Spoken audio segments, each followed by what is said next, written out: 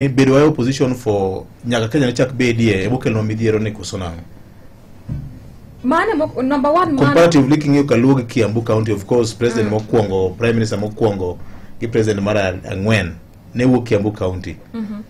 Comparatively kingiyo Baringo County kama Moi ne wuoke, one of the counties me wacho no dhierende makata wan bet be wabaloge. Ngeche ni samoro bedo ne wuodu en president okongiso ni gweng'u nyaka lokre. Kore emanyisi niya, Joluo, we are very intelligent, we are very smart. Kendo Joluo somo sana, lakini ere kaka watiyo kod. The same way sani kingiyo hata in terms of population, ang'omiyo Luos, in 30 years ago, Luo was second in population. Sani wan kanye, I think we are the 5th, if not the 4th in population. Mano isana ngati more. MPs wakende, through education.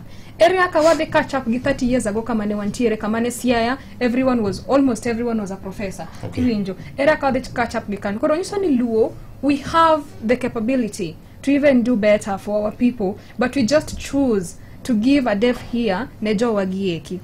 Sani okwangeo ni 2027 kataka Ruto dok serikali edhe loke kosojo gidhi retain to ere ng'wech mwake to godo jogi. PS Raymond Omoli no katemo timo projects moko to jomoko gidakwa winjigi gin kanyi ineno. PS temo miyo women economic freedom, miyo gi businesses, widows igero negi udi, vijende bende i support koni talents gi and all that. To jomoko gi to gitimango apart from Arambes magodie magidhie to gigole pesa ama liet. I saw the budget mano Ngondowere was close to over 10 million mana mar liet. Machagi muso social media, but it's not true. But still information of what work with social media. But again, we know very well. A lot of misinformation circulates social media. That one I agree. But opanya tawarenjo gito pesa to giti ogodelia. They use a lot of money. To pesa gi actually if they can channel them to development. Okay. Can emumi ya wachonia jogongo hold them accountable. Kono strive for gimolo ni economic mobilization kaka community. Political mobilization to waberende. Sana nikech sani I'm sure jakom kango wachoni left. To nite jok maredi margo left no. To ere gimomi wano kanyali so jakom ni gonwa left mondo wayud development.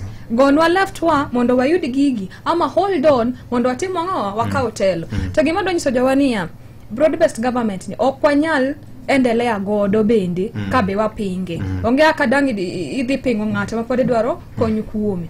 Koro ji obed patient to ji support sirikal.